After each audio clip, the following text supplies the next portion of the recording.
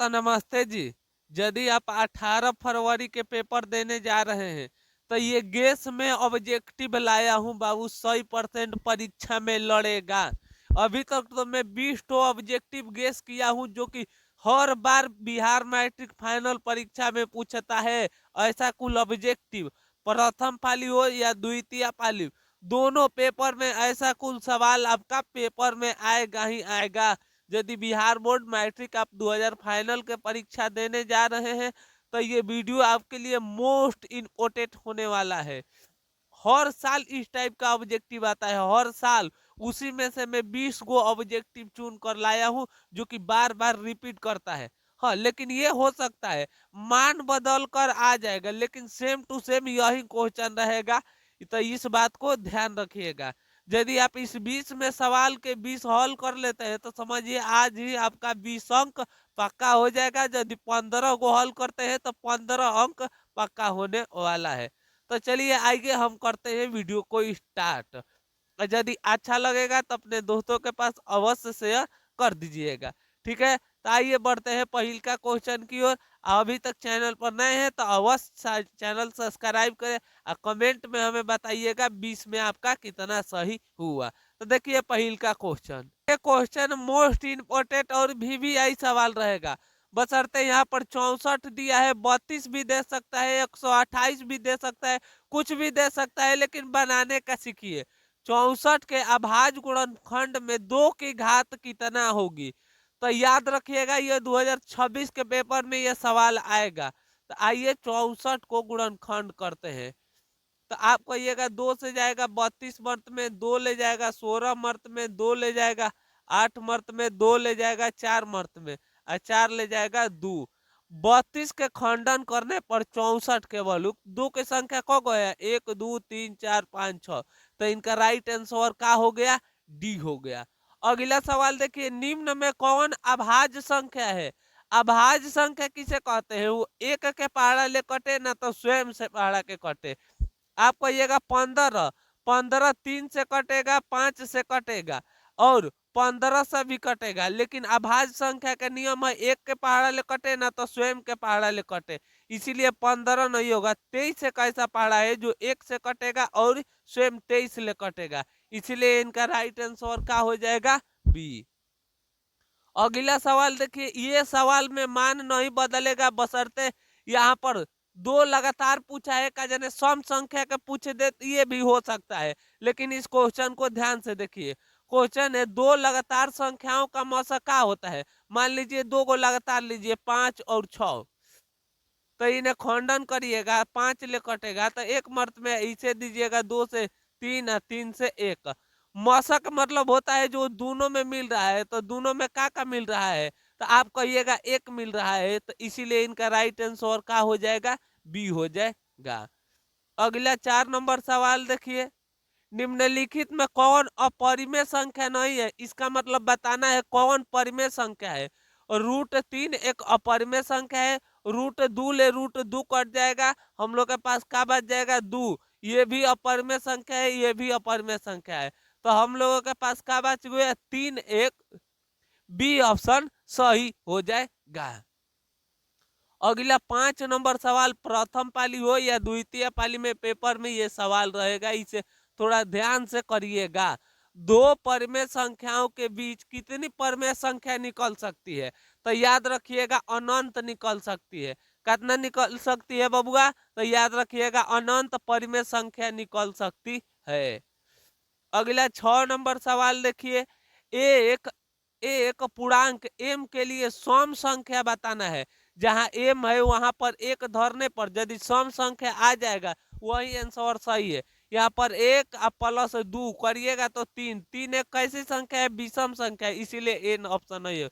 2 एक प्लस 1 जोड़िएगा तो 2 + 1, दोनों के जोड़िएगा 3, ये कैसी संख्या आ गया, ये आ गया एक प्रकार की आप कहिएगा विषम संख्या। लेकिन लाना का है सम संख्या, 2 गुणे 1, 2 में 1 ले गुणा करिएगा 2, ये कैसी संख्या आ गया, आप कहिएगा ये सम संख्या आ गया। इसीलिए इनका राइट आंसर बी हो गया। अगला सवाल देखिए, 6/5 का दशमलव परसेंट का होगा। 6 है, जब 15 को खंडन करिएगा 3 5 अब देखिए 3 से ये कॉल में कट गया 2, 2/5 एक कैसी संख्या है, तो आप कहिएगा ये शांत संख्या है। 8 नंबर सवाल देखिए, वीवीआई सवाल है 8 नंबर, इसे ध्यान से करिएगा। दिया है 0.3 के ऊपर एगो बार, तो देखिए 0.3 के ऊपर एगो बार दिया है, तो इसे 0 और 3 लिख कर को पर बार दिया है एगो पर, नीचे एगो 9 निकाल लीजिए, तो काटेंगे तो क्या हो जाएगा 1/3। तो डी ऑप्शन का हो गया हम लोगों के सही हो गया। अभी तक बाबू 8 ठो ऑब्जेक्टिव में आप कितना ऑब्जेक्टिव हल किए। यदि 8 में 8 सवाल बना लिए तो समझिए बिहार बोर्ड में आपका अभी 8 नंबर पक्का हो गया। अभी 12 ठो ऑब्जेक्टिव है, पूरा वीडियो अंत तक देख कर जाइए, आधा अधूरा देखकर नहीं जाना है। यदि वीडियो में अच्छा लग रहा है तो अवश्य अपने दोस्तों के पास शेयर करिएगा। इसी तरह मैं हर विषय का लेने वाला हूँ, विज्ञान, हिंदी, तो आप हमारे चैनल भी अवश्य सब्सक्राइब कर लीजिएगा। तो चलिए आइए बढ़ते हैं 9 नंबर क्वेश्चन की ओर। तो बाबू 9 नंबर क्वेश्चन मोस्ट इम्पोर्टेंट और भी सवाल है। रैखिक बहुपद की शून्य की संख्या कितना होती है, तो आप कहिएगा 1 होती है। यही द्विघात बहुपद की शून्य की संख्या कहता है, तो याद रखिएगा 2। त्रिघात बहुपद के शून्य कहता है, तो याद रखिएगा 3। लेकिन एक घात वाल रैखिक बहुपद के पूछा है, इसीलिए हो जाएगा 1। अगला सवाल देखिए, ये सवाल 2026 के पेपर में अवश्य रहेगा, इसे ध्यान पूर्वक करिएगा। यदि द्विघात बहुपद q बराबर 4x² - 2x प्लस 8 है, तो अल्फा प्लस बीटा निकाले। अल्फा प्लस बीटा बराबर सूत्र का होता है -b/a।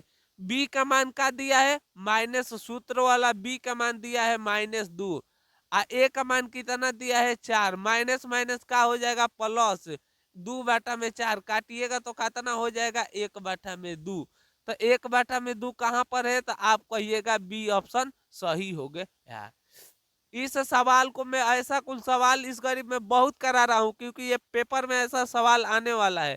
दिया है x² - 7, तो आप जानते हैं कुछ नहीं है, 0 ये माइनस में उधर जाएगा तो हो जाएगा प्लस में 7। इधर से स्क्वायर हटेगा तो उधर क्या चलेगा रूट, और रूट में संख्या आप जानते हैं प्लस और माइनस दोनों में होती है, इसीलिए इनका राइट आंसर डी हो गया। देखिए मैं सवाल पूछ रहा था तो सवाल रिपीट ही कर दिया। द्विघात बहुपद की संख्या के कितना होता है 2 शून्यक होता है। त्रिघात बहुपद के 3, रैखिक बहुपद का 1 होता है। अगला सवाल देखिए, क्वेश्चन है यदि बहुपद x² - 2x + 5 के शून्यक ए अल्फा इंटू बीटा है, तो अल्फा प्लस बीटा के मान लिखा ले, अल्फा इंटू बीटा। तो अल्फा इंटू बीटा का मान क्या होता है c/a। सी का मान कितना दिया है 5, ए का मान कितना दिया है 1, तो हम लोग के राइट आंसर क्या हो जाएगा 5, बी ऑप्शन सही हो जाएगा। ये सवाल देखिए, त्रिघात बहुपद का व्यापक रूप क्या होता है, तो याद रखिएगा सी होता है, इसे याद रखिएगा। एक घात वाले बहुपद को क्या कहते हैं, तो याद रखिएगा रैखिक बहुपद कहते हैं। 15 ठो ऑब्जेक्टिव आकर हम लोग जल्द ही इतना कम समय में खत्म कर दिए, और मात्रा कितना 5 ठो ऑब्जेक्टिव है, इसे ध्यान से देखिएगा। तो आइए हम बढ़ते हैं 16 नंबर क्वेश्चन की ओर। तब अब 16 नंबर सवाल देखिए, निम्नलिखित में द्विघात बहुपद के शून्यक के रूप में लिखना है। ये सवाल 2 नंबर में आना चाहिए, लेकिन 1 नंबर में आया है, कोई बात नहीं। देखिए x² है तो x² minus alpha plus beta का मान दिया है -3, x है तो x plus alpha into beta का मान दिया है 2। तो देखिए x² है तो x² माइनस माइनस प्लस, 3 में x ले गुणा करिएगा 3x + 2, कहाँ पर है, तो आप कहिएगा ए ऑप्शन सही है। अगला सवाल 17 नंबर सवाल, ये सवाल मोस्ट इंपोर्टेंट, प्रथम पाली न तो द्वितीय पाली में अवश्य ये सवाल रहेगा। 2x + 3y = 11 और -2x - 4y - 24 लाना है। जब इसे पूर्ण रूप से एक्स वाई के मान निकालिएगा तो पूरा समय खत्म होगा। जहां x है वहां पर 2 धरिए, जहां y है 4 धरिए, धरने पर यदि 11 आ जाएगा तो समझिए यही ऑप्शन सही है।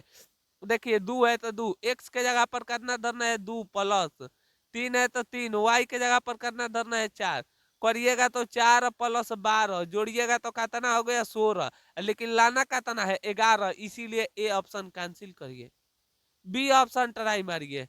दिया है दो है तो दो, बी का मान दिया है -2x प्लस 3 × 5 गुणा करिएगा तो हो जाएगा -4 + 15। 15 में से 4 घटेगा तो कितना बच जाए 11।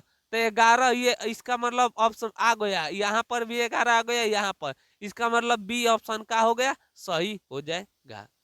अगला सवाल देखिए, द्विघात समीकरण ax² + bx + c का मान होगा, तो आप ये सूत्र जानते हैं -b√में b² - 4ac। ऑप्शन का है सही है। सार व अंतर इस साल पेपर में आएगा, 2 नंबर में निकाल, एक नंबर में, इसे ध्यान रखिएगा। इसे आप जानते हैं A1 कहते हैं, इसे कहते हैं A2, इसे कहते हैं A3। तो अब देखिए क्या पूछा है, डी निकालने के लिए। डी बराबर क्या होता है A2 - A1। A2 का मान कितना दिया है आप कहिएगा, 10 में से 4 घटेगा तो क्या हो जाएगा 6। तो हम लोग का राइट आंसर बी हो जाएगा। अगला सवाल देखिए, यदि एपी का प्रथम पद ए है, पदांतर पद बी है, तो एनवा पद का होगा। तो याद रखिए इनका राइट आंसर सी हो जाएगा। यहाँ तक आकर बाबू हम लोग इतना कम समय में 20 ठो महत्वपूर्ण ऑब्जेक्टिव का कर लिए हैं, समाप्त कर लिए हैं। आप हम कमेंट में बताइएगा अभी तक आप 20 में कितना सही किए हैं। ठीक है, चलिए तब तक ले मिलेंगे एक और नई वीडियो के साथ। अभी हर विषय का मैं ऑब्जेक्टिव लाने वाला हूँ। तो चलिए मिलेंगे एक और नई वीडियो के साथ, तब तक ले हंसते रहे, मुस्कुराते रहे। जय हिंद दोस्तों।